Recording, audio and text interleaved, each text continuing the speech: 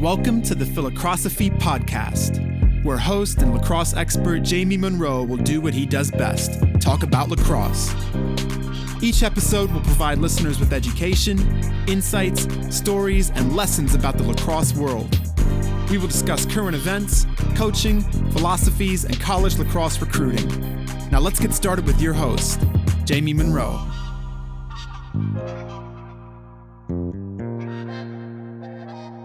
How's it going, everybody? I am really excited to introduce Colleen Magarity back to the Phi-Lacrosse-ophy podcast, where we are talking about women's lacrosse recruiting.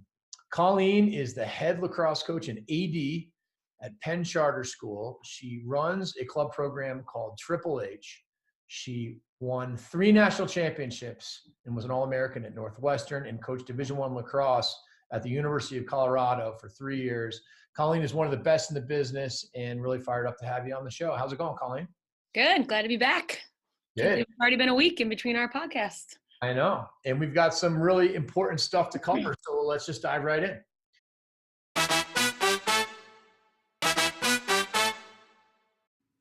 The Phi-Lacrosse-ophy podcast is made possible in part by the JM3 video assessment tool. There is no question that video is critical to player development.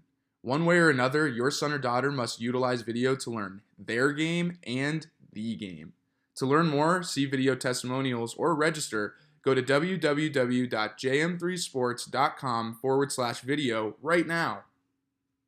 First of all, I see so many families, they worry a lot about the recruiting process. And one of the things that I feel like they worry about is what everybody else is doing. Mm-hmm. Can you talk a little bit about the concept of just really controlling what you can control and trying not to worry about everything else and keeping the faith? Right. I mean, it's actually just happened. I had one of my younger kids, a 2022, come into my office, all worried about her list of schools and what camps. And I'm like, hey, you're playing awesome. All you have to do is just keep playing awesome. Don't worry about anything right now, especially as a 22. And even like little things with the 21s where it's a big deal for them, you can't get all anxious about like who's watching and making a bad play and all these little things. It'll all work out, and just really focus on doing your role the best you could possibly do it and try and be present. So you're going to not play your best if you're always worrying about like, the next game, or why is that coach watching another field and not our field. Just kind of focus on the little things, do what you can control. And a lot of the times you can't control even getting the ball. So control running hard, control your demeanor, your body language, your off-ball movement. So, right. I mean, huge. Yeah, and control all the things that you can work on your own, or when you're not actually at a tournament, like your grades and your strength and conditioning and getting stronger and faster and your skills and playing the game. One of the things that I think is really important too is I think it's just really important to just actually be happy for your teammates that are being recruited, even when you're not. Give me your thoughts on that. Well, I love that. I try and say that all the time, and actually just to celebrate your teammates' successes is huge. If not, you get in this little rat race of always comparing, and your paths are completely different for every single person. Whether you are recruited early, late, whatever you're doing, you're all going to end up at a similar spot somewhere. You just don't know how it's going to happen for you. So really genuinely being happy for your teammates and not comparing is huge. And that should actually build you up. So I try and make like, hey, if someone, put into perspective, like someone runs a really, really fast mile, don't get mad that they beat you. You now need to get better. So if someone commits to a great school, that's awesome. Now that person is able to challenge you every single day at practice. What better than playing against and with great players every day? So don't try and, get jealous or compare. Just try and make the best of it. And don't try to figure it out either, because the fact of the matter is you can't control who likes you and what they like. I mean, beauty is in the eye of the beholder. Yep. And if you look at it and say, well, I scored more goals, or, it's kind of like a coach, a good recruiter can tell if you're good on your worst day.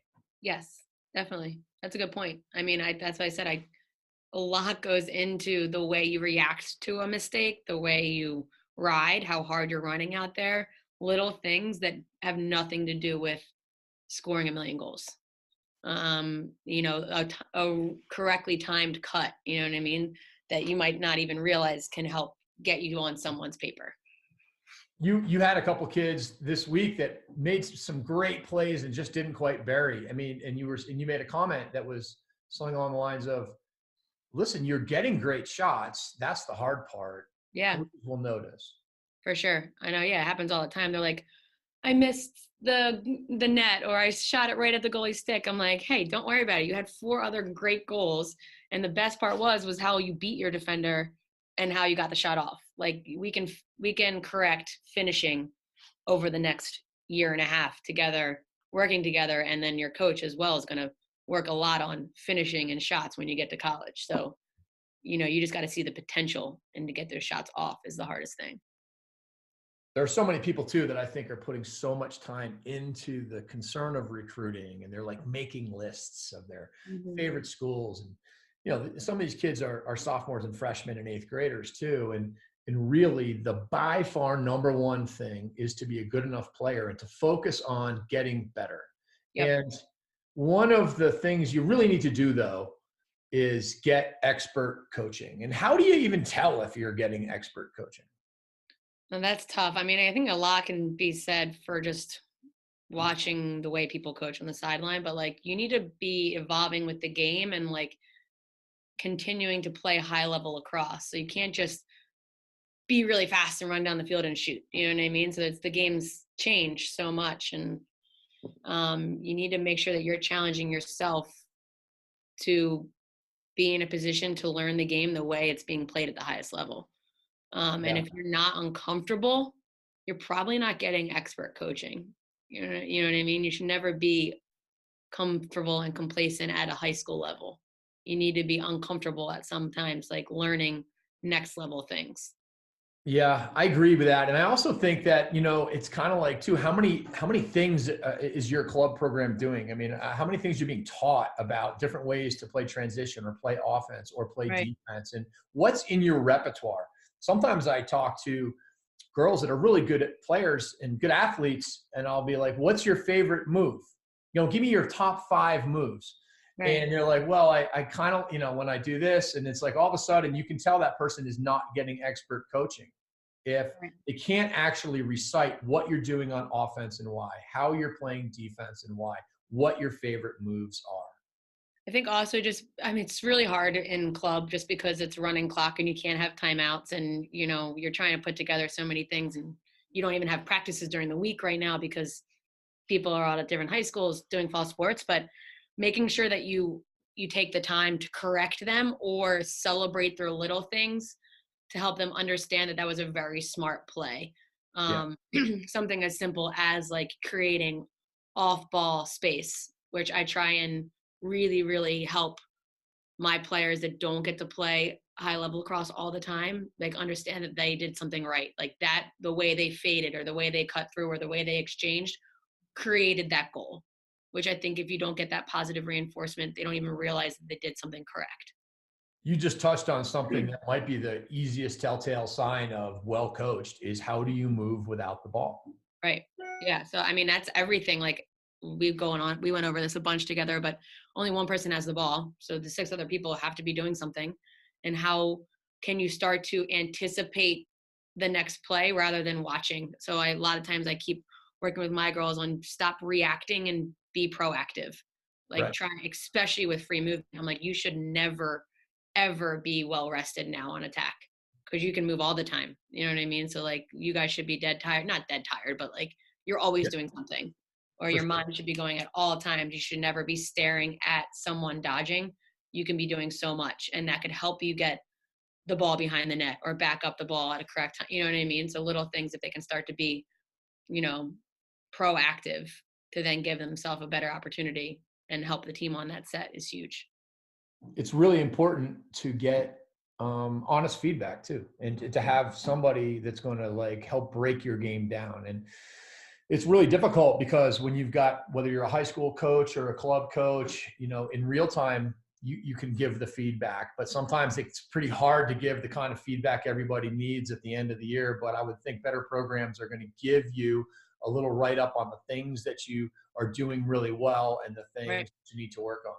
And there's also obviously what you do is pretty awesome with video assessment. Like you helped one of my top 2020s last year, where I don't have the time to break down film for everybody.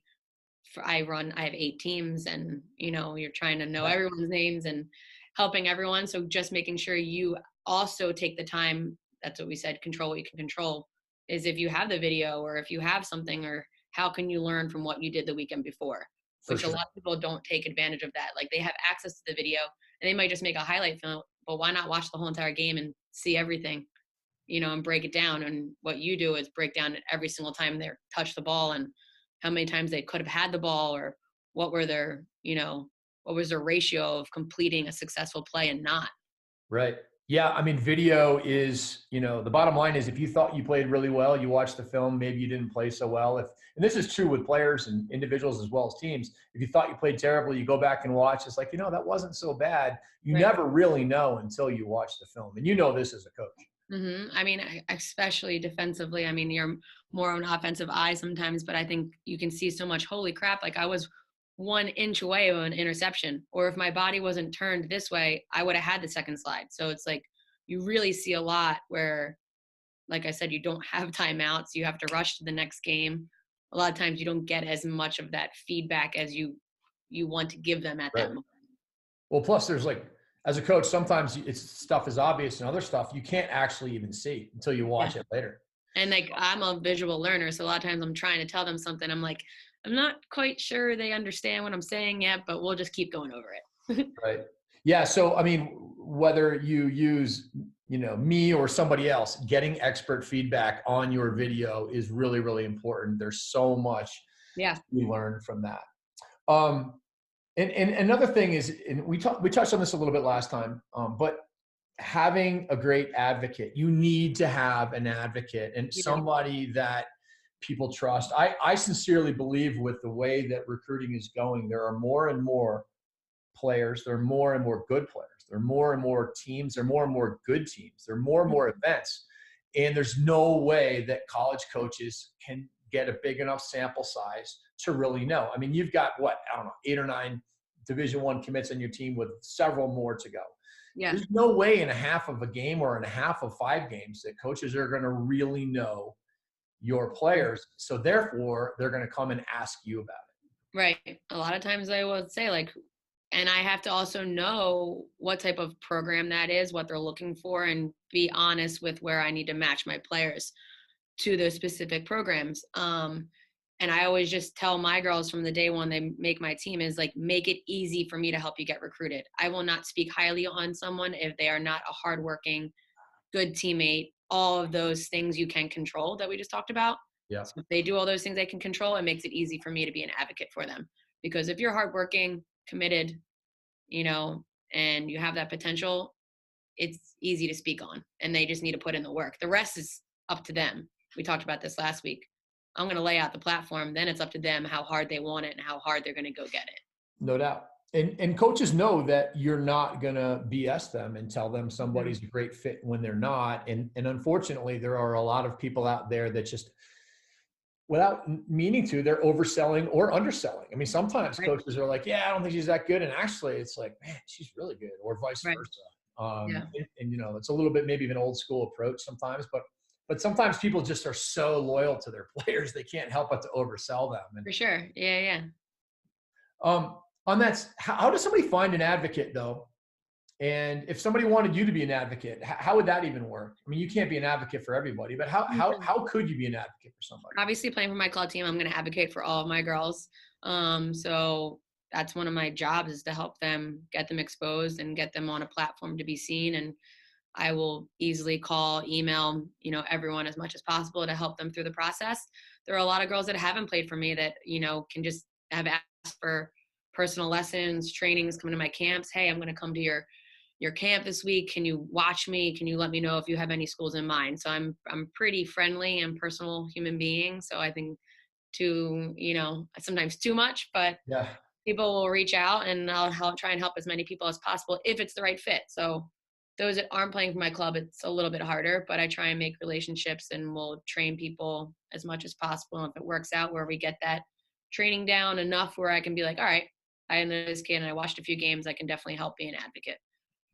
If not, you need to find that high school coach or that someone in your area. You need to, there's somebody there that knows equally as many people or played at a high level that can help, but you have to try and find that person that you can trust, even just to listen. I think half the time I just listen to parents or listen to kids, and I might not even given them like the home run answer or gave them a resolution to their problem, but I'm here as a platform to listen and just either calm them down or help them understand and trust the process that they're just fine and they need to just keep working hard and stay in their own lane and on their path.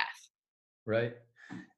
Switching gears, I want to talk about, you can't control if you're tall or short. You can't control, you can get faster, but some kids are just really, really fast and other kids are like strong and some people are lefties, and there's things there are all different shapes and sizes that make up a Division I roster at every single school. And I think one of the things that people should really focus on is how can you be great at being you as opposed to trying to get great at the things maybe you're not as good at.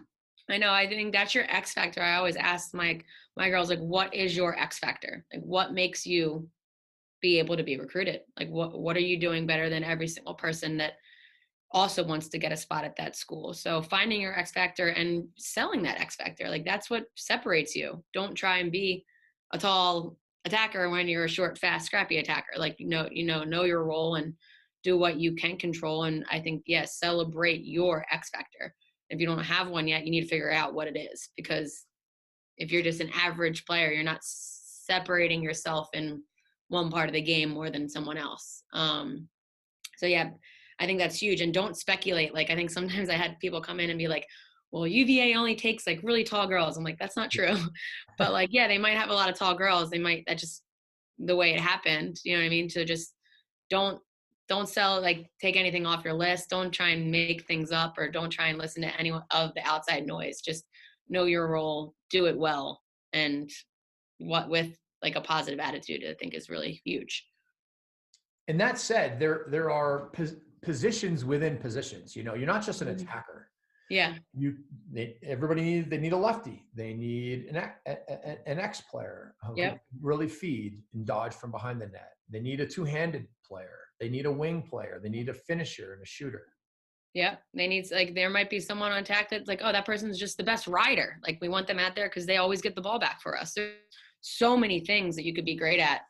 So don't try and, think you need to be a scorer, an assister, an X player, a top player. You just find your role and make that your specialty. Like, because there's the team's made up of 30 people that are specifically good at one or two things. Right. And knowing your strengths. Yeah. I see this all the time out of lefties. Not so much out of the lefty attackers, but out of lefty middies. And they do the same thing the righties kind of do, which is they just run to their strong hand down the wrong side of the field. And I always say to the lefties, do you realize that you're a lefty and you should be over looking at the net on the right? Yeah. And I stay think over that there. goes back to the good lacrosse coaching, though. It happened the other day with one of my newer players that has only been playing club for a year. She's new to my team, and we cleared through for the right side for her to take a righty dodge, but she dodged right down to the left side into the traffic. I'm like, hey, just take a second and look. Like, we cleared for you for a reason, but you just get so excited to go, go, go. You know what I mean? And making sure that they know how to do it correctly and help them do what they're really good at well. Yeah. I mean, and like everybody is better on their natural side. And if you're a lefty, go to the right side, hang out by that elbow and spend the rest of your life there. And it'll be a really good move. Yeah. If you watch my team, you know that we have our one lefty that's on the wing that's going to score a couple of wing lefty goals every game. And she's good at it. For sure. So if you're thinking about positions within positions, like we did on attack, how would you characterize the positions within midfield? That's tough. I mean, obvious, like the draw. Like, if you're one, you could be an attacker taking the draw too. But the draw is huge. You can win the draw we used to say at Northwestern, you rule the world. It becomes make it take it. So the draw is everything. Whether you're on the circle, you're taking the draw, that could be your number one thing. Like that person gets every single draw control.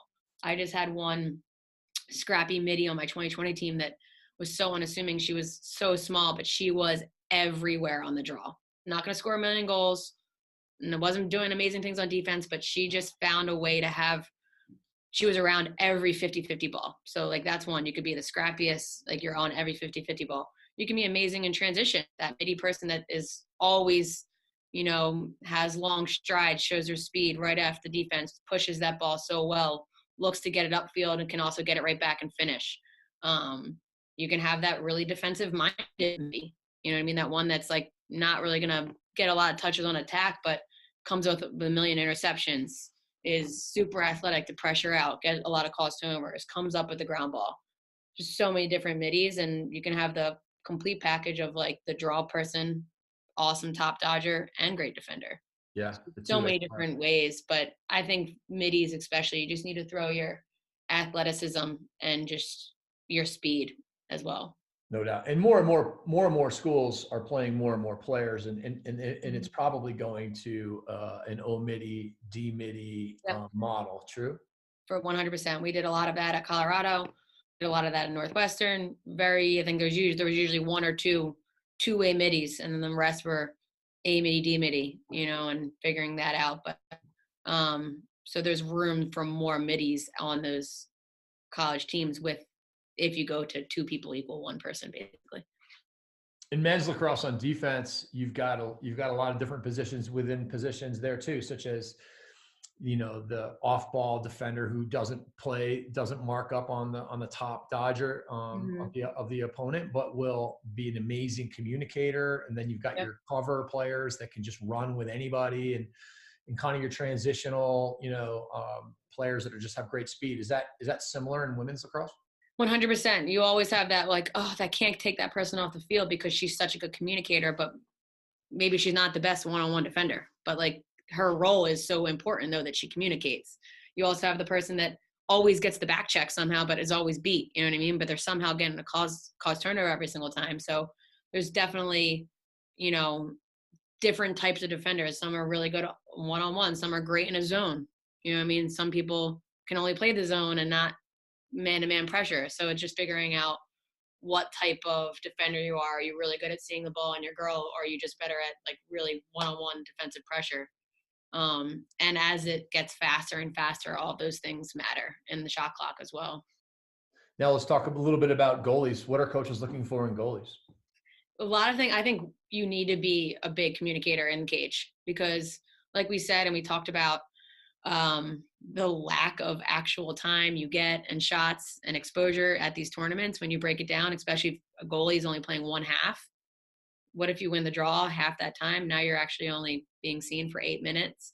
So you can control a lot by how you're communicating, and your clears. Like if you can have a great clear to push that fast break, and then just being versatile. Obviously, it's pretty simple. You have to save some shots. But I think you can control communicating 100%. How about the ability to make an impact out of the goal as far as picking off passes, getting ground balls? I think that definitely gets you a look. It'll turn some heads a little bit quicker because not as many goalies, I think, are confident enough to do that. I had my 2019s, I had very active goalies. So they're always coming out of the net and picking off cages. Actually, some of them would like play one-on-one defense on goal line extended. But yeah, I mean, I think that turns some heads. It separates you from just the standard, like, I'm just going to stand here and save shots. So like we said, what's your X factor? Like that might have been some of their X factors, like they're super active outside of the net, and that's what they become known for. Yeah. It's huge. You see, when you see a goalie like come out and pick off a pass that would have been a goal, it's a big play. Huge, yeah.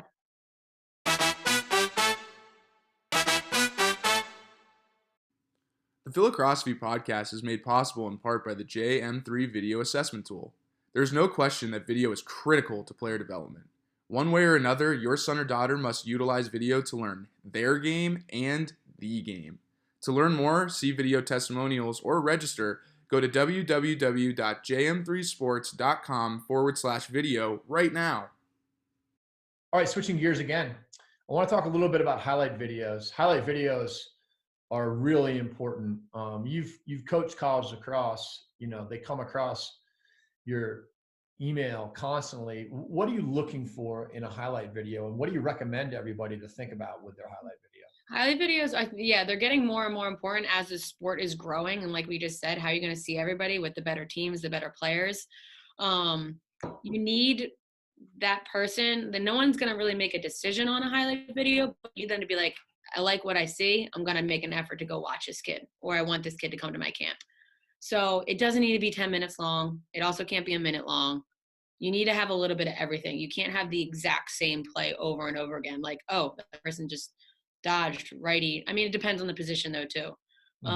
Just making it a little versatile, especially for a midi. Get some defensive clips, get some draw clips, get some offensive clips, get some, redefending, get some hustling back to get a back check, showing your speed. On attack, I think you need to show that you're good with, good at cradling, good at feeding, good at dodging. Whatever your X factor is, show a little bit more of that with a little couple other things in there. So if you're an amazing lefty wing dodger, yeah, throw up 5 or 6 clips of you scoring great goals, but then you have to show a couple other things. What are you doing off ball? How did you do on the ride? So a lot of times people just do it when they have the ball. Show some things of what you're doing as well off ball.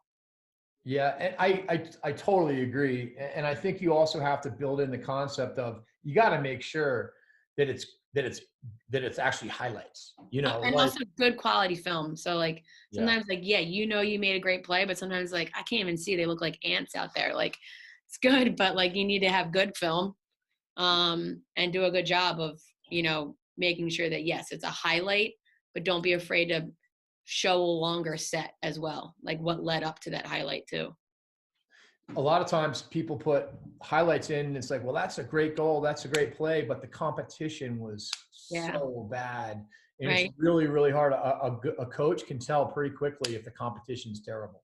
For sure. I mean, it happens a lot. I think especially when I was coaching in Colorado, you'd be like, oh, of course, scoring a ton of goals. And then we rewatched and I'm like, wait, this team is terrible that they're playing against. So it might still get you seen and be like, all right, I need to see this kid play at camp. And, then you're going to be up against good competition. So you just need to be prepared to always, you can perform at any level. You know what I mean? Like, so you're not just thrown off guard, like you're good, but that becomes up to the advocate that's advocating for you. Like you shouldn't be sending that person to Maryland if they maybe are like a lower D1 player. Right. And, I think it's so important also to, you really got to lead with your best stuff. I mean, if you're not going to, if you have like a really long intro where it's just like credits of all the, quotes. And credits are so overrated. Situational too. Like we go over this all the time. It's a growing sport. So you might have 8,000 goals in Kansas and have 10 goals in Philadelphia, but that 10 goal player is way better just because of the way it's developed. So like stats are great, but it's it doesn't really mean anything because it's so hard to gauge. And not to mention the fact that you don't have a lot of time to retain the attention span of a coach, because they could be watching you're teeing up your video, and then all of a sudden you've got all the lists of people and quotes and stats and all this, and all of a sudden the phone rings and it's like, that was your chance. But if you actually kick it off pretty quickly with some awesome highlights, you're gonna. They might only watch a minute too. Like I said, the highlight video just needs to get you to a point where they're going to make an effort to see you, or they might reach out and get you to camp. So it's not going to be the decision making, but you need to show your highlights, show them quick. You know what I mean? Show that you have the talent, and then now you got their attention. When I was coaching, I had this kid sent me a highlight video, and I was like, man, that kid is so fast. I can't even get over it. I was like, actually, everybody is fast. Like, what league is this? This is like unbelievable. And then I saw the official, and his hand was going so fast with his count that I knew that actually they had just sped the whole thing up. So, wait, that's hilarious. Isn't that so funny? I actually saw someone staged a hit. Wait, that's like, really funny. Yeah. So don't do those things. But definitely keep it. I would say keep your highlight video to around 3.5 or 4 minutes. Yeah, I'd say that's a good number. Yeah. Past that, they're probably not going to watch anymore anyway. So don't waste the time making like a million highlights. But Although I don't think it's bad to have a longer version if people want to see more. And For so sure. They just might not watch it. But they're probably gonna, I'd say the attention span is around 3.5, 4 minutes, but you can have a longer one. It's not gonna hurt you. Yeah. Yeah. Or if you just kept adding on, like you started out doing it with your freshman year, do you know what I mean? You could either do a really long one, it goes into it, or do a couple of short ones, freshman year, sophomore, summer going to sophomore year, Yeah. keep adding on. I also think it's pretty awesome if you're a multi-sport athlete and you have some legit other sport clips. If you throw in something like that. Nothing better than getting some good basketball highlights. I would always be like, this girl's top of my list. She's a good point guard. I want her. That's awesome. Let's talk a little bit about emailing coaches. Everybody talks about email the coaches that you are going to be there, of the schools that you're interested in. And I don't disagree with this, although my question is, when do you actually start doing that? Because I kind of feel like it's a huge time suck for the athlete. And sometimes I feel like it's premature and you should worry about spending your time, in your classwork, at getting better, at your strength and conditioning, and figure out when to actually put the time in to send those emails out to 60 coaches. So I told my 22s, so that's my sophomores, they should start to email, but it's also not the end of the world if they forgot. It just helps them be like, oh, like Colleen Magarity, that name rings a bell. Oh, she emailed us. You know what I mean? So it helps, but it's not end all be all. They're still going to write notes regardless. They can't even talk to you yet via email. Right. So it helps, but it's not, don't go crazy.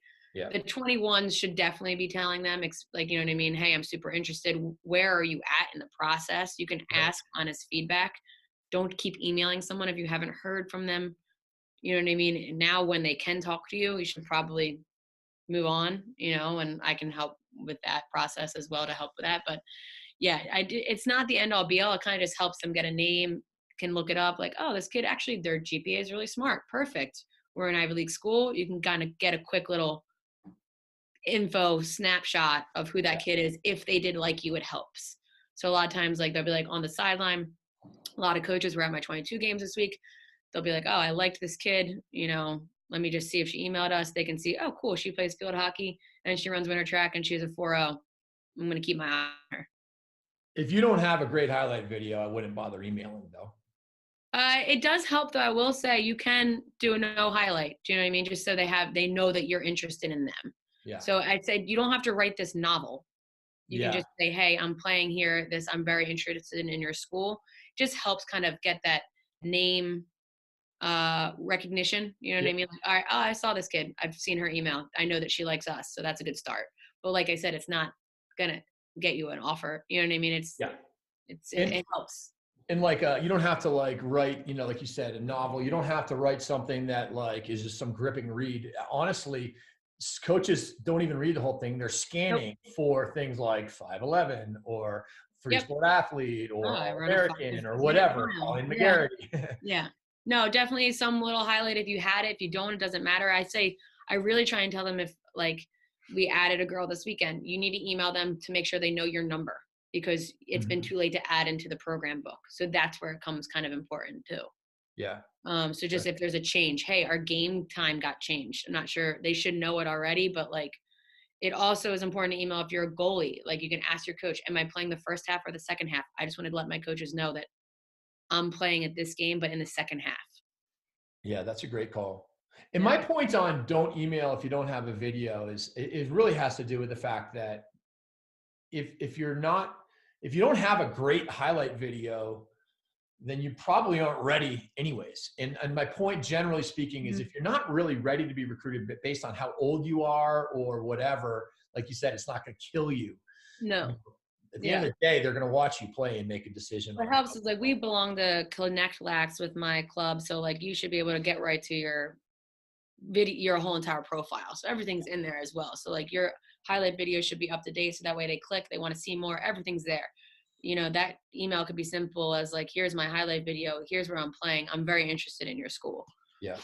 I'd say the email is actually more important before you go to a camp. Hey, I'm very excited to be at your camp this weekend to work with you. This is my rundown. Now this coach is going to be able to work with you for 2 or 3 days. It's so important to have somebody like you shoot a text, hey, don't forget Right. to take a look, at Emily Exactly. at this And you camp. can get camp feedback, which is nice. So those 22s, like you can get some pretty honest feedback. That's all they can do right now. If you're a That helps. 23, would you be sending No, emails? I tell them work on just getting better. Just Yeah. get better. Get on the wall, run, be athletic. Enjoy life too, a little bit. Yeah, right. Enjoy your high school. Exactly. Let's talk a little bit about campus visits. If you first of all, do you believe in like going out and visiting a lot of campuses before anyone's actually recruiting you, or do you believe, If your family's doing that because like one of your siblings are looking and it just works out to go see, it doesn't hurt, but like, you also don't think that you need to get everywhere because you're just gonna have to go again anyways, yeah, especially if you're a high level lacrosse player. But like I would say it does help to get a gauge of like, or just know that it's like, oh, I did not like the big school feel, or I did not like the, city feel. That can help with the little things and help narrow your process down. But you don't have to be running around and seeing a million campuses before the process because you're about to do that in the fall anyways. exactly. And at the end of the day, at some point you're going to have to visit campuses, whether Yes. it's because you're being recruited or because you're just going to college or whatever. Yeah. But I Don't think forget, a you lot learn of people, super early, especially your mindset might change. Like, I don't right. know, when I was a freshman, I used to think probably never in a million years will I go to Chicago. I want to stay closer to home. And then by sophomore year, I was like, oh, I want to go farther from home. And by junior year, I was like, yeah, I'm definitely going farther from home. So I'm like, it changes the more you mature as well. Yeah, it does. And I also think it's just, but again, it kind of puts the cart before the horse when everyone's like making all their wish lists and here's my top 10 and here's my, I'm going to go visit all these schools. I mean, the time will come. It's crazy because a lot of times you end up liking who likes you too. Like I always say, like Right. appreciate the school that likes you. It's nice to be wanted. So that school might not have been on your top 10, but that school wants you. So now you visited the top 10 on your list, but 5 of that want you now might be your top 5. But let's talk about when you do get invited on a campus visit. What are some of the do's and don'ts? Like, how do you dress? What should you wear? What should your parents like avoid or make sure that they do or not? You don't need to be super fancy. I get that question a lot, but like you don't want to look like a slob. Like, but you're also an athlete, so I think you can wear. Most of these girls are like wearing their black Lululemon leggings, or I'd have to give a little shout out to my friend that started Addison Bay. You can buy some leggings from her company, but you can wear that with a sweatshirt. That's been like the normal go-to attire, or jeans and a sweater, or jeans. Don't wear anything like a skinny little tank top or anything like that, or be presentable. This is also a business meeting for you per se, like it's a work trip. You're going to figure out your career. Also let the kid kind of take the lead. Parents, I think you need to be involved and be there to help guide. And then you step in when it becomes more of like if you have questions yourself academically, the kid didn't ask the question that you are interested in, that's totally fine. You don't have to be completely silent. And then when finances get into the talk, the parent can take the lead then. No coach is expecting a kid to understand financial aid or a scholarship and all that stuff. It's pretty interesting to see the way different coaches approach it. Some coaches are like, you press a button and they just go on for an hour on their spiel. Other coaches are asking questions. One of the things that I noticed having gone through this process is that some coaches will ask you to tell a little bit about yourself. And it's important. It's a great experience, but it's not a bad idea to be able to speak about yourself, about your family, your siblings, what you do, what you're interested in outside of lacrosse. Yeah, you're in an interview, so like you need to be prepared the same way. Yeah. Honestly, your first big interview, and there a lot of that fit for that school is being processed in that head coach's conversation with you right there. Do they believe you're a good kid? Do they, have a great feeling about this relationship that's going to now be for the next 6 years? Because you commit when you're a junior, so like you need to be prepared to talk about yourself, what your X factor is. I know for like, I've gotten this X factor thing from my coach, Kelly Amonte, like you always had to have your X factor. What separates you? Have an answer. Don't say like, oh, I don't know. Like have something, like, be confident in yourself. And it's okay to speak about yourself and show that you're confident in yourself, your work ethic, and your talent as a lacrosse player to make an impact. For sure. Don't ask about playing time. Don't talk about playing time. What are some of the things that, you know, are like the total no-nos for kids or parents? Playing time, I think, is huge. Like, what can I do to play on this team? You never know what's going to happen. It's a clean slate thing. You step on campus your freshman year and you're fighting to get playing time. Like, Every day.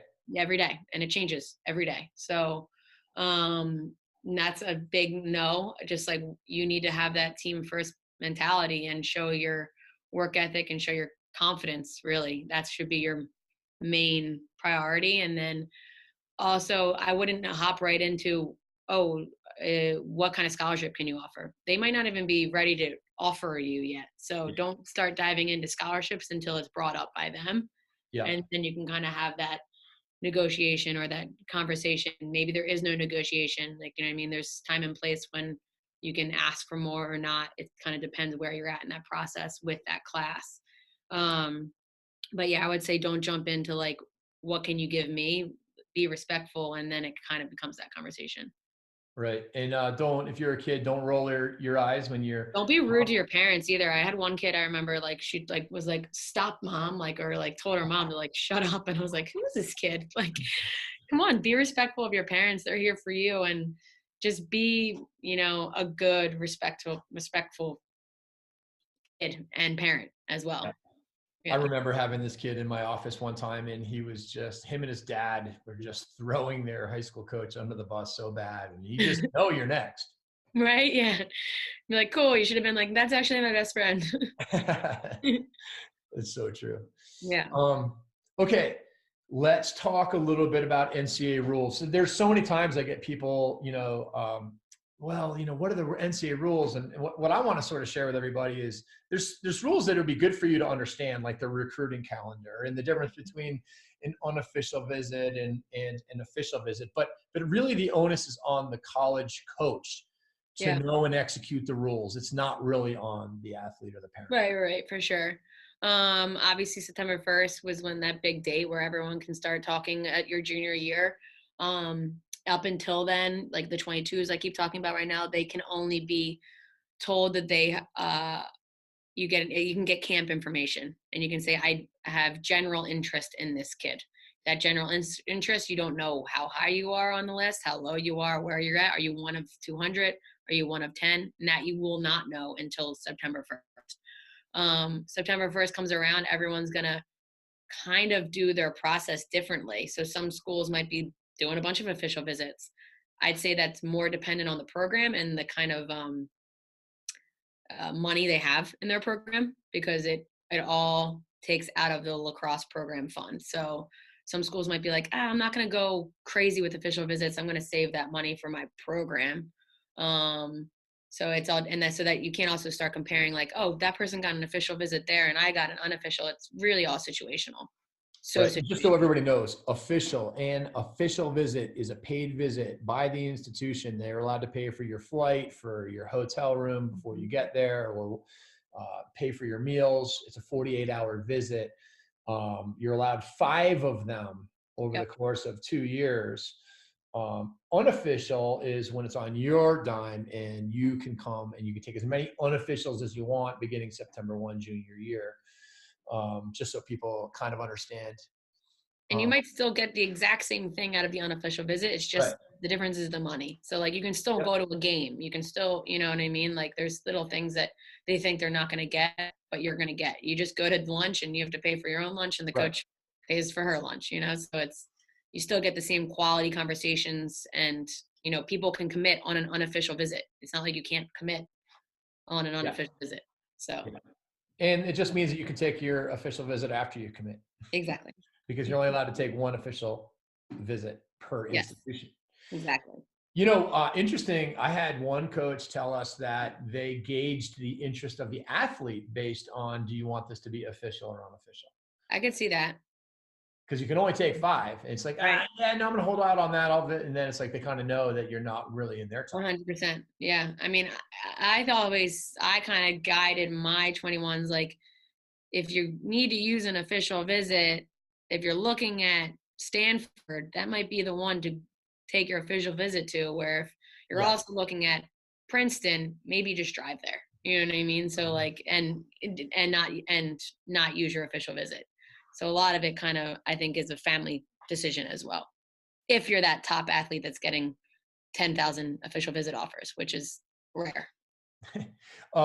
Back to the recruiting calendar, you mentioned the important date of September 1st, which everybody kind of knows. But let's talk about the actual evaluation periods, the dead periods, the quiet periods. What does that stuff mean, and how does it work out for the athletes? Right. So it's kind of nice that like we're about to finish the evaluation period right now with the athletes, which means that like there's no more tournaments, which if you didn't have that, we'd have 8,000 tournaments all the time. So it creates that balance for the coaches and for the athletes. So right after this next upcoming weekend, which is the last big tournament, you can still go on visits, but you're no longer being evaluated. So you don't have that tournament process. And I forget the exact date where it is up in January, but do you have the calendar in front of you or no? Yeah, well, generally in November, Yeah. you're allowed. There are 3 weekends. That's why that first weekend in November there was no tournament because there's only 3 available. We hosted a big camp here for Triple H, and we had 10 college coaches come in. So that is not an evaluation; that's a camp. Right. And then I believe that they can start watching again in March, but of course none of the club stuff really gets going until the end of May. In all reality, you've got June, July, and 3 weekends of November to be able and to. the rest are camps, which camps are huge, I think, and making sure you're going to the right camp. And like I said, and having an advocate for you before you go to the camp. Right. So the camps can occur other than in dead periods. I was going to say they can't occur in December, and then there's a dead period over 4th of July this year, or like around that. Yeah, the dead period means that coaches are not allowed to have in-person contact on or off campus, and they're usually around signing periods, around holidays. So around Christmas, you can't. They won't have a camp, and again, you don't really need to know about all that, but that's kind of why there aren't tournaments that are attended all year long, which is to try to. For sure. And I mean, that says for playing for the right club. I remember one club I took my 24s and 23s to a tournament in October, and there was a high school team at that tournament, 2020s and 21s. And I was like, why are you guys here? And they're like, well, I was like, you should be at the ones in November. Yeah. And I was like, we have a lot of good kids on this team. So it was just interesting to see that and to make sure that they know they needed to try and maybe get to one of the bigger tournaments if they wanted to get their kids that are better seen. Totally. The last topic on NCAA rules, unless you can think of something else before we move on, is just talking to coaches. They're not allowed to talk to you, but you don't have to worry about it. It's the onus again is on them to sort of say, "Hey, Colleen, sorry, I'm really not allowed to talk to you here, but really look forward to, catching up some other time." Don't be turned off when all of a sudden they kind of don't talk to you. Yeah. I mean, it's hard. Like they just can, like some people will not break the rules, wave or smile or bend the rules. So it's hard, but like, don't think like it's the end all be all if they don't say anything to you. And a lot of times people don't know. Parents will be like, oh, I ran up to our coach and they didn't even say hi. I'm like, no, that doesn't mean you're like decommitted now. They're not allowed to talk to you until the end of the tournament. So at the end of the last game for the 21s, you can technically have that in-person hello and hi, how are you? But not during the tournament. And by the way, what that means, it doesn't mean that they have to ignore you. It just means that they'll be cordial and, hey, nice to see you. Great. Good job. We'll talk later. And it's kind of like, it's polite. Yeah, exactly. All right. Let's talk about scholarship money. I think scholarship money is one of the most misunderstood elements of recruiting. And first of all, to understand that there are 3 different kinds of scholarship. There's need-based financial aid, which has to do with you fill out a FAFSA. It'll give you money based on how much money your family needs and stuff like that. And then you've got merit aid, which has to do with your academics. And not all schools have merit aid, which is essentially academic aid. There are certain criteria you must meet in order to get merit aid, but you're not getting merit aid at Harvard. You're not getting merit aid at Northwestern. You're going to get merit aid at certain schools. And then lastly, there's athletic aid. Maybe you could speak a little bit about your experiences with those types of aids, and then talk a little bit about how much athletic aid there actually is in women's lacrosse. Right. So I think I have a lot of people get kind of confused. Like, one, there's a lot of questions you need to ask. So I think a major question to ask and be prepared to ask at when you go and you get your offer is, can you stack financial aid and athletic aid?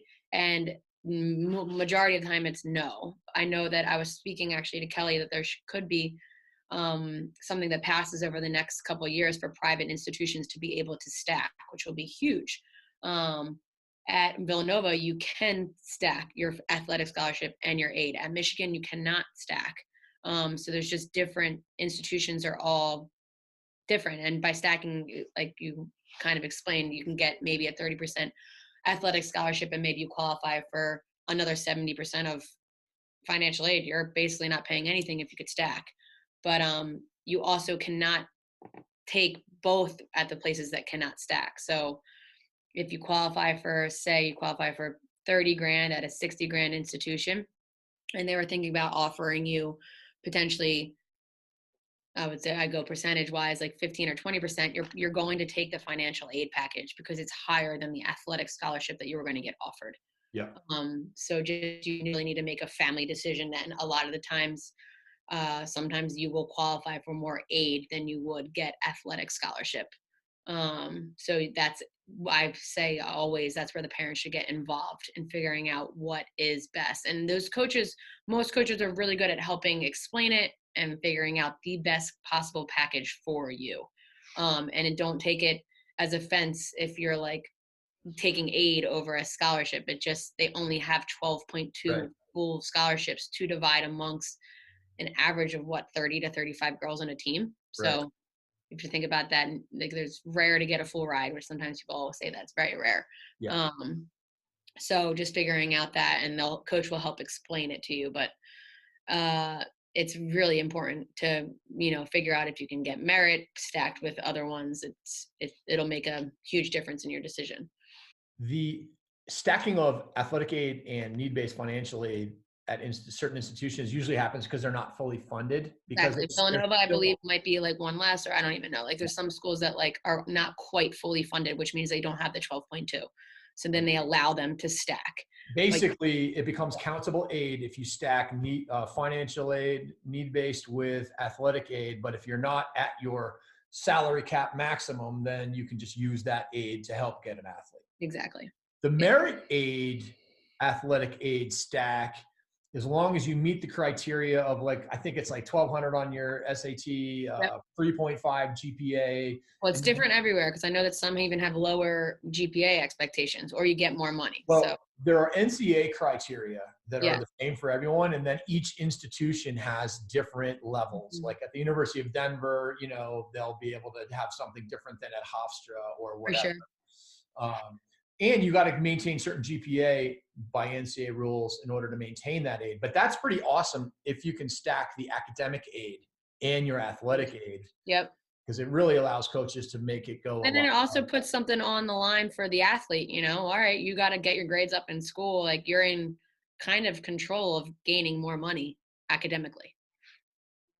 So there are 12.0 scholarships in Division I women's lacrosse. But how many Division I schools are there now? I believe there are 100, and I just looked this up the other day. Do you know this? So when you kind of look at it, you say there's about 110 Division I women's lacrosse programs with about 12 scholarships, and then let's just average it out to 3 a year. So you've got 3 times 100, 110. There's about 300 to 350 scholarships available per year. For a given recruiting class. So there's not that much money. Everybody's getting partials. How important is it just to get anything? So important. I mean, that's why I'm like, just be thankful that you got something. You know what I mean? There's a lot. When we did that math, like, there's 30 plus people on a team. There's a lot of people that are preferred walk-ons or on nothing. So I think that's more common than people think. Is that you're just getting a spot. I think it should be your goal. And then if you're offered something, that's an amazing perk. Right. And there are a lot of schools that do not have any scholarships, such as the Ivy League. There's 8. Patriot League does not have very much. That's about 10, let's call it 7. And then there are schools that are Division I schools that are not fully funded. And so, honestly, that number is probably less than what we estimated. For sure. How do you talk money with a coach? You sort of referenced this slightly before, but a lot of people get really, nervous about it, or sometimes, I've seen dads, they must be deal guys, but then they're in there trying to negotiate, and it's right. Playing hardball with you. What's your take on that? It's so situational again, but when it comes down maybe between like 2 schools and you're getting a similar offer, I think it's totally fine to be like, hey, I'm getting offered this at the other school, just want to see, is there any room for it to go up or to be matched?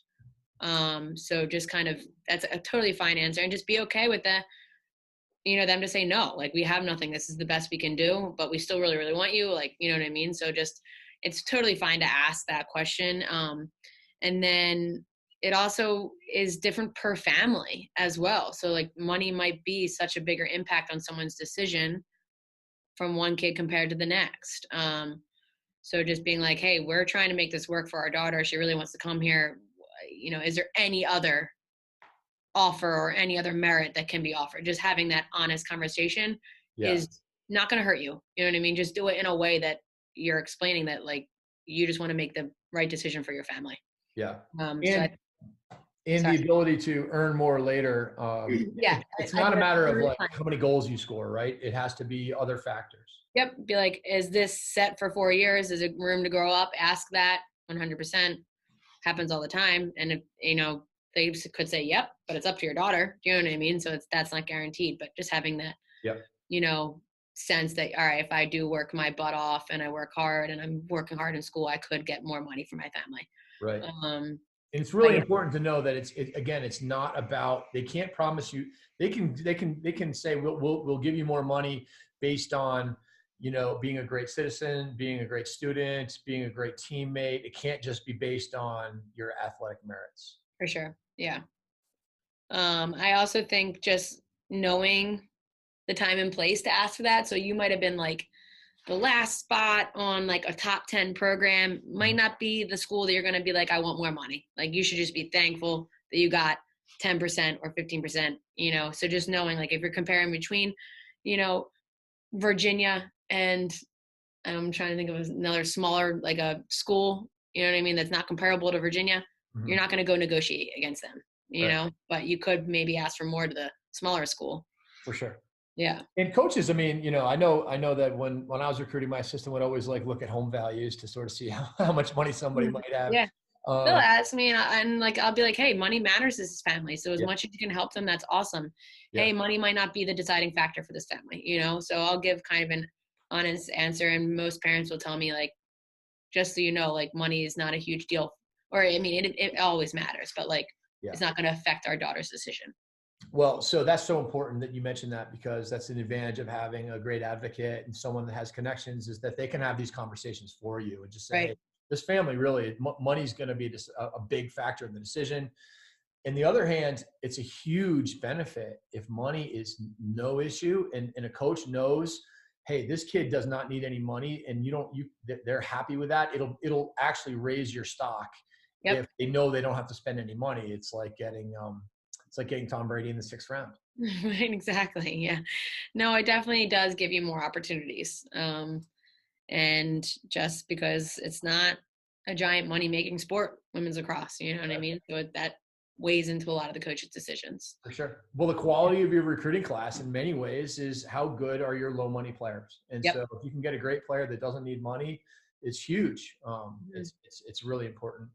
And then eventually you actually sign an NLI. A lot of people, get confused with the committee.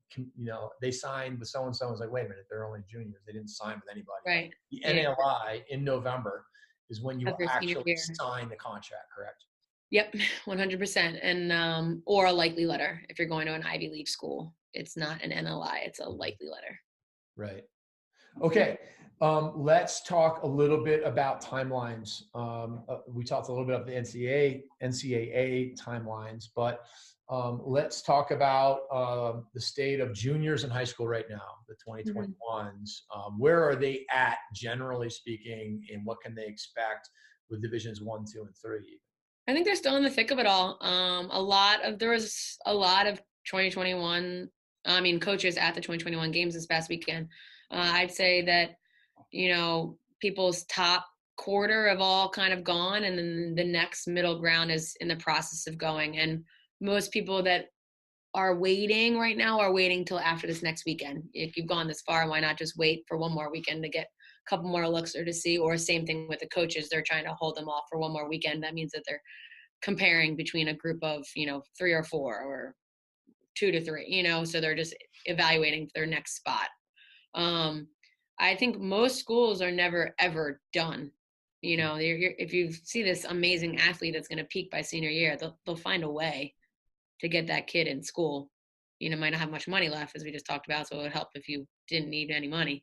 But, there's never, they're never closed. So I'd say the 2021s are in their, prime time of the recruiting process. A lot are committing over these next couple weeks, and a lot will be told over the institution's winter camp coming up in December and January, if they have been narrowed down, if they're like the top 3 left for the 1 or 2 spots left.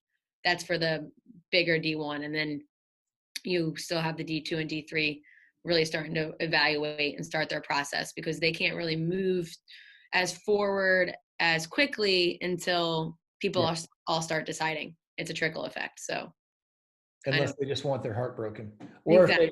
if they hope that the athlete that they love, gets mono or breaks a collarbone and can't Right. Yeah, for sure. But do you see 2021s continuing to be recruited into the summer? Not by many D1 schools. You think they'll all be done between now? I think for my situation, my 21s will all be done by then. Maybe 1 or 2 left that might have their eyes on a Division II school, or, a NESCAC school. They're super academic, not at the top level to play Ivy League, but, want to go that route. So the NESCAC schools, they literally came and take a verbal offer, I believe, until July 1 when it's their reading date. Yeah. So they're on a completely different process. So I think June 1st big tournament in June might be still some schools lingering watching, but they'll be really, really watching the 22s this summer. I feel like college coaches were watching 21s a little bit more last fall than they were watching 22s this fall. 100%. But this was also, we're in like the guinea pig of this whole new September 1st. Right. So just like, I think because the 2020s were kind of done so fast that they weren't really at President's Cup as many 2020 teams, and the 2021s were still a big. Yeah. I feel like the 2021s had a long stint of being watched because of the rule change, where it'll start to kind of shorten a little bit as we get into the swing of it being used to this date change. I can tell you right now, in men's lacrosse, there will definitely be 21s are going to be watched a lot next summer. I mean, certain schools will be done, but a lot of schools are keeping spots. Right. Like I said, I don't think anyone's ever done. Sometimes I think they're not like actively recruiting. Do you know what I mean? They might go watch a specific kid and go to a game or 2, but they're not going to be like only watching 21s. And how much do you think there's going to be poaching going on in the, like what's happening in men's lacrosse right now is they a lot of, Virginia's, Harvards of the world that are way up the recruiting food chain. At the top of that food chain, they can afford to wait because they can afford to go talk to anybody almost whenever they want. No, I'm interested to see. I don't know. That's where I'm interested to see if that will happen. It started to happen a little bit with a couple kids last year, so we'll see if it continues. Yeah, it wasn't something that happened all the time in men's lacrosse. I know it happens a lot. It's a lot more now. It's a lot more. Happens a lot now. And it's up to that school to do a great job of continuing to make those kids feel loved. Yeah. Like that. I know that when we were at Colorado, the basketball staff would always they'd always be emailing and sending their kids that were already committed a bunch of stuff. They were like, they have to worry so much about poaching. Yep. You know what I mean? If UConn calls up one of their kids that they think is awesome, kid's probably going to go to UConn if they don't do a good job of keeping that relationship going. So if you're at 2021 and all of a sudden January hits and, you just don't have a lot of action, and you continue on a path of wanting to play college lacrosse, one option is, of course, there's a ton of great Division III schools, some of the best academic institutions in the world. And those schools, you should make sure you get a look by those schools between 100%. now and make sure in June you get a look from those schools, because they will be making offers. And I would also not freak out, because like they're so focused on their college season that it's just a lag time due to their main focus. Like they're going to just make you wait until the summer, basically, unless they had some January camp where you played unbelievable, where you can get one last look. But if not, you're definitely just going to be waiting until pretty much June. I also think that there's the option of repeating a grade or reclassing. And you're seeing that. I mean, in men's lacrosse, this has been going on for a long time. It's been going on in women's lacrosse too. But I see this, if you did miss the summer because of an injury or something, or like your summer after sophomore year, and you're a great student, or if you're a little bit of a late bloomer, whatever, you can repeat a year or you can reclass. The difference being the repeat is, hey, come to Penn Charter and repeat junior year and play for Colleen. That's an option. You can go to a boarding school and do that. You can go to IMG. There's a lot of ways to do that. The concept of reclassing, though, is simply to just play as a 22, even though you are a 21, with the intention of, hey, if the right school comes around and recruits me, I would take a PG year or a gap year. And the nice part about this is that you don't actually have to commit to repeating before you know what, because you're not going to just reclass to go to a school that you could have gotten into anyways. For sure. Yeah. So what's your thoughts on that, and what's your experience with that? I think it's definitely happening more and more, especially for those kids that like get lost in the shuffle, that are super athletic, that you basically have that, conversation with the parents and the coach, like, we're going to play down. And I did it with another 2020 this year right now. She just played in some of the 2021 tournaments, and I just had to email the tournament directors and the other coaches, hey, I have a 2020 that's looking to take a PG, or repeat her grade. And most people are totally fine with it. You just have to make sure you get approved. You can't just you usually can't play down unless it's approved. And it doesn't and I asked the college coaches last year, I'm like, if this kid's going to repeat, would you rather see them with the class that they're going to be in with when they enter school? And they're like, oh yeah, 100%. I'd rather see it compared to the 22s if you're no longer going to be at 21. And there's no way to improve your stock, honestly, than to down. I mean, it sounds obvious and it sounds unfair, but there are no rules against it. And the fact of the matter is that college coaches don't really care. Really, what college coaches care about is getting the best possible player they can get related to the class that they're recruiting. And what's really interesting too is that there's a lot of players, and there's a couple kids that played for you last year that were 2020s. They missed the boat because they were from an area of the country that was getting missed. They were in the last class of early recruiting, whereas if you didn't get recruited early, you were pretty much shafted. And they reclassed to play as 21s last fall.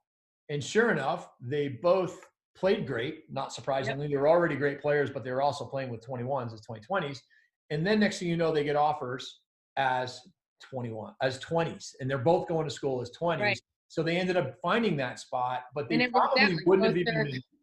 Both their coaches that liked them reached out to me, and I was like, oh, they're looking to be 21s. And they're like, no, we like them enough right now. Like, we want them in our 2020 class. So it wasn't like we cheated the system. It was just like they played so well that they're like, no, we'd rather take them as they're equally comparable in our 2020 class, and we have a spot.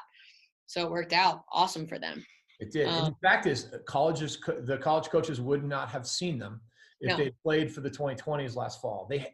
Which is their biggest tournament was President's Cup, and honestly, there was not many 2020 teams at that event. They would not have been in the right location to be seen. Right. And even if they had been there, coaches were watching the 21s, which is next summer. The coaches would have had to watch them on film, and go into the database, because they wouldn't have actually physically got to the game because it was actually at a different site. Right. So they wouldn't have left. Yeah. So it's pretty interesting. And so if you're a junior in high school right now and you get missed and you got unlucky for whatever reason, there are opportunities for you to do that. And a lot of people say, well, what do I say? They ask me, just say, well, I was a late bloomer and I got hurt. I missed my summer. Right. I'm young for my class. Whatever it is, I want to go to the best possible academic and athletic institution I can, and I'm willing to take a PG. I'm planning on taking a PG year to make it happen, Right. and that's all you have to do. And then they'll be like, "Wait, is that girl a 21 or a 22? Wait, that girl's really good. I thought she was a 21. Well, she is a 21. She's planning on taking a PG year. Right. Maybe we'll take her as a 21. That's what happened with those Yeah, girls last year. especially for the, schools, like I said, they take their time to fill those last spots or two, and they might not have found that another kid that they thought was better to fill that spot. And they're like, you know what? Actually, yeah, I like this kid as a 22, but we have a spot in the 21 class. Let's just move forward. And you can basically play 3 tracks. One track is the grade you're in as a recruited athlete. You can still go to the Division III showcases along the way. You can play the track as the class behind you to give yourself a better chance to get recruited by the school of your dreams. And then you can also play the track of, hey, well, I was just going to go to college anyways. Right. Yeah. Play them all 3. Yeah. Great. Awesome. Okay. A couple questions before we wrap it up here. One, how do you know if you're good enough? That's a good question. I mean, I think a lot of it has to be your own honest take on when you're at these camps and clinics and you're playing with the best. Are you competing with them? Are you doing well? Are you getting crushed? If you're getting crushed by the top group every single time you go to a camp, probably not good enough to go to those types of schools. So you have to have some self-reflecting and self-evaluating. And then you also have to talk to your coach. Where do they see you? I always love to tell everyone should have a goal list. Like, you should never shut a kid's dreams down. Yeah.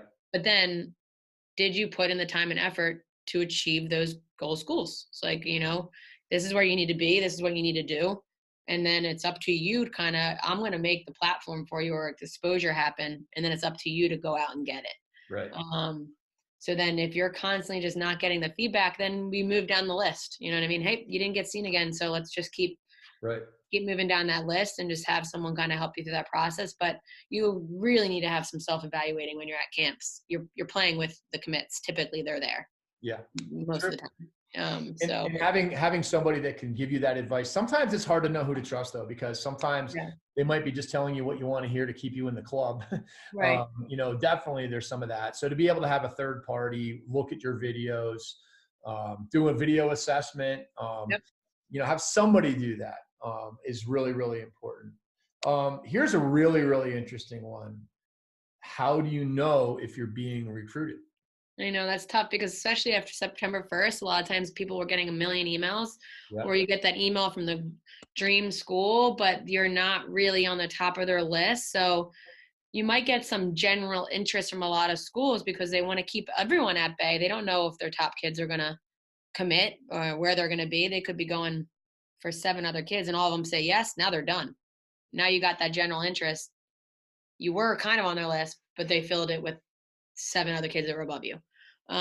So just knowing, like, it becomes really, I think, true when you get that like phone call and they tell you exactly like where you're at. You're one of 6 or 7. So they might say you're our top. So they're pretty black and white when you get on the phone with them and then you get on campus. So I think that personal connection, when that happens, you're being recruited. Yeah. Just getting emails, you're not quite there yet.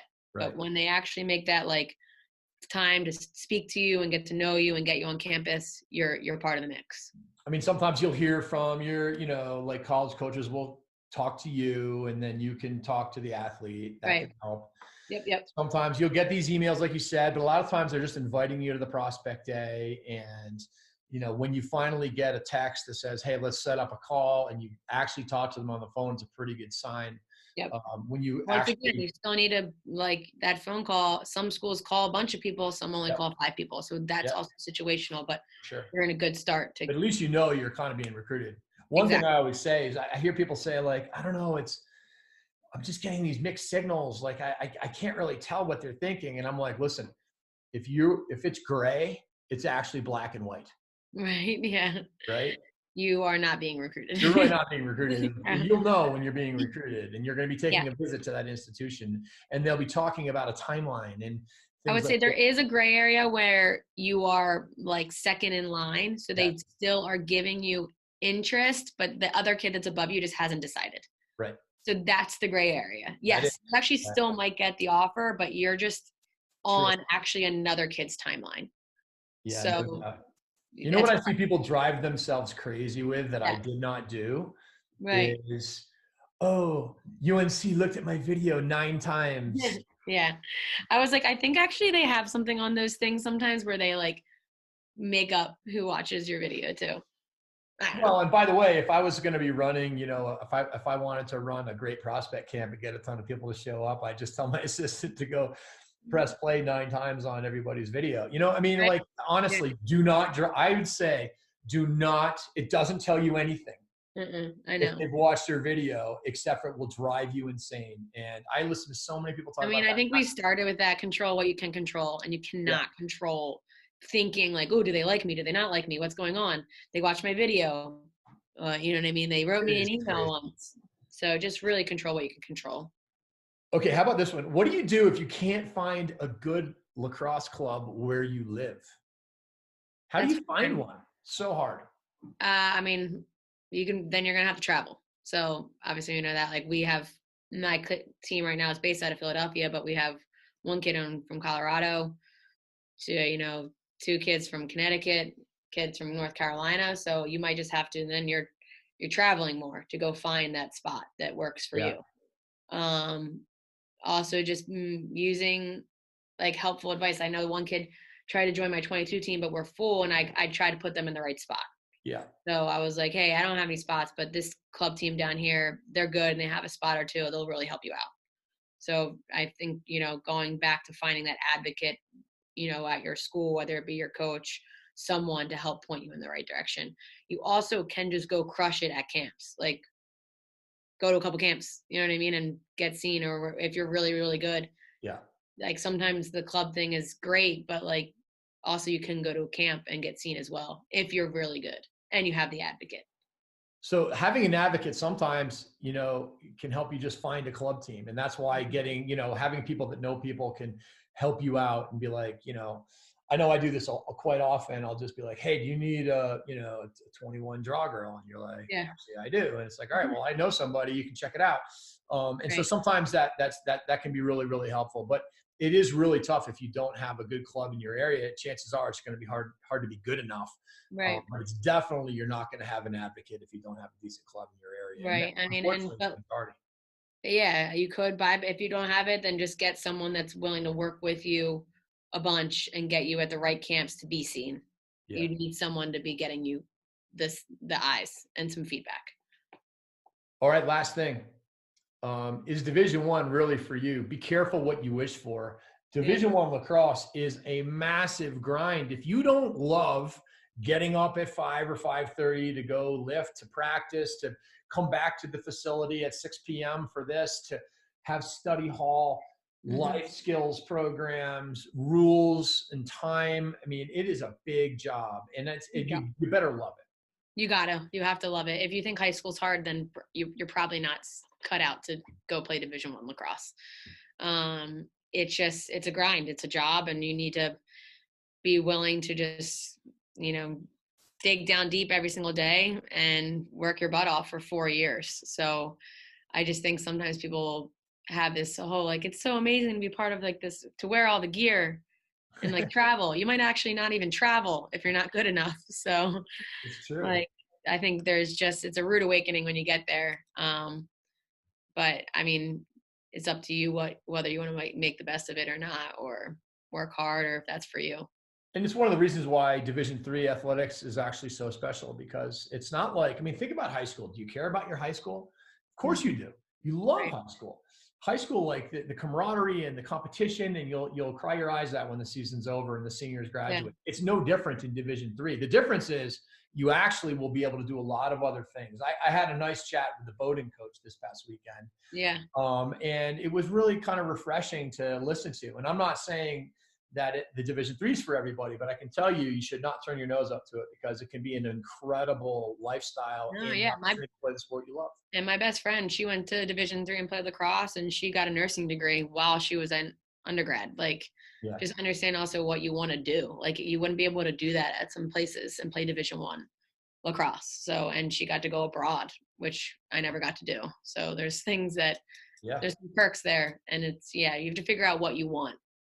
And it's really important to trust your gut and your heart and not all the other noise around you that like you need to go to Division I. Like, it's not the end all be all. It is for some people, it is for not for other people. Right. Well, Colleen, thank you so much for all of your knowledge on recruiting and wisdom, and have an awesome rest of your day, and we'll see you soon. Yeah. Bye, Colleen. See ya. Hey, that was awesome. Thanks. Oh, we're done. Yeah, perfect. Yeah. Bye.